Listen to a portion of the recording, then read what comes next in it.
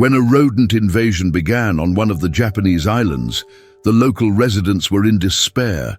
Rats were destroying crops, food supplies were dwindling, and normal life was crumbling. But everything changed when an army of furry predators landed on the island. No one could have imagined that these cats would not only save the island, but also become its true masters. How did they manage this? And what happened next? Somewhere in the vast expanses of the Pacific Ocean, among many small islands lost in azure waters, there is a place that once faced a real disaster. It was a quiet, peaceful corner where people lived in harmony with nature, engaged in agriculture and fishing, enjoying a calm life full of simple pleasures. There was no urban hustle, noisy streets or huge buildings, just the sea, fresh air, and a measured rhythm of life. However, one day this peaceful corner was threatened, and everything changed. It all started unexpectedly. No one could say exactly where they came from. But over time it became clear. The island had been captured by an army of rodents, small but incredibly smart creatures. Before the locals realized the scale of the problem, the situation had spiraled out of control. At first, no one paid much attention to it. What harm could a couple of running mice do? However, soon the rodents began to multiply rapidly, capturing new territories. They destroyed crops, bags of grains in houses were attacked, eaten through, grain was scattered, and people lost the ability to eat in their usual way. One of the first to sound the alarm was a farmer named John. He had lived on the island since birth. His family had cultivated the land for centuries, growing rice and vegetables. Now he watched in horror as rats penetrated every corner of his barn.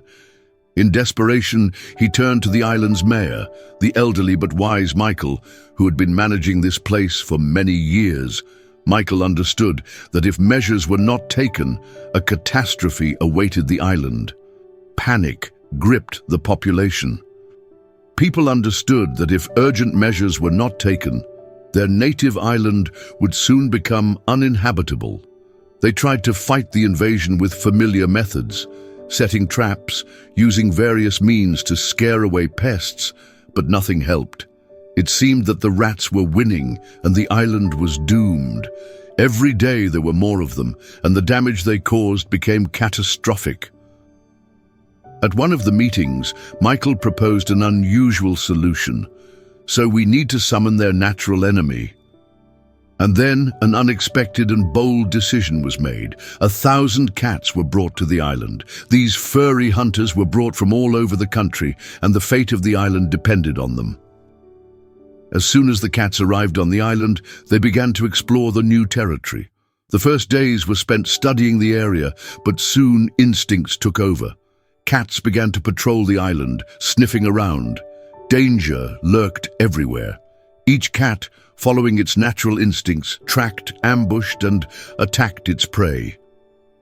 Several months passed, and people began to notice changes. Where rodent life had recently been bustling, silence now reigned. The number of pests sharply decreased. John saw for the first time in a long time that his rice fields were blooming again, and the bags of grain were no longer damaged. Farmers breathed a sigh of relief. Their fields were no longer under attack, crops no longer disappeared at night, and food warehouses stopped being destroyed.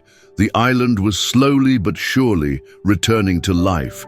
People who had recently desperately fought against rodents watched with surprise and gratitude the work of the furry hunters. Years passed, and the island completely changed.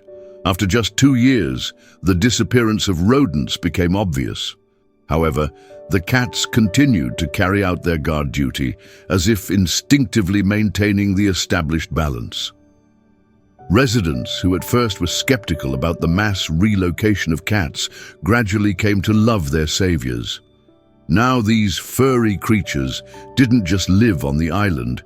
They became its full-fledged inhabitants, an integral part of the ecosystem. People began to take care of them, feed them, and even build shelters. Sarah, a young girl who worked in a small eatery on the island, told how one of the cats, which she named Whiskers, became a regular guest at her cafe. The cat first just watched from afar, but soon got used to people and even allowed itself to be petted.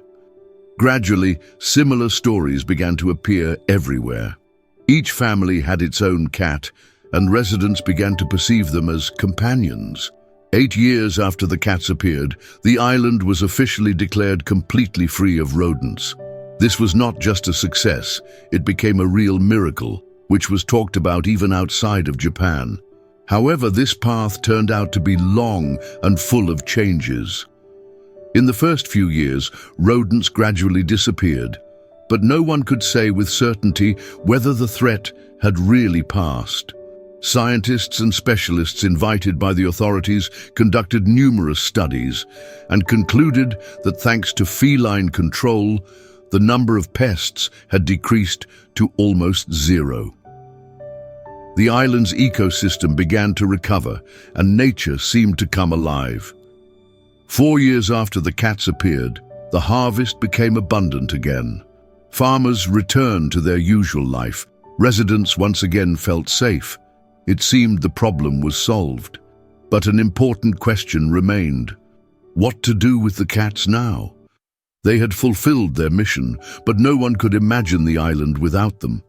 By the 8th year of the Cat Kingdom's existence, the furry predators had not just established themselves on the island, they had become an integral part of it. Tourists, having heard about the incredible rescue story, began to come to see the amazing place where cats had become the masters. Special areas with shelters were even built for them, where local residents took care of them, fed them, and treated them. Now the island is not just called the Cat Kingdom. It has become one of the most unusual places in the world, where people and cats live in harmony, respecting each other. Local residents no longer perceived cats as just a means of controlling rodents. They saw them as friends, protectors, guardians of their home. Thus ended this amazing story of how cats saved an entire island from a rodent invasion and then became its soul and legend.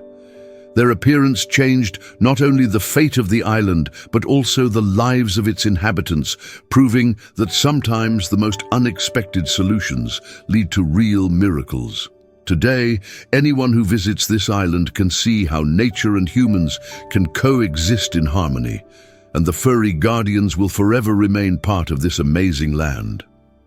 The island has become a symbol of how a creative solution to an ecological problem can lead to the creation of a unique community where animals and humans live as equal partners. Did you enjoy this story?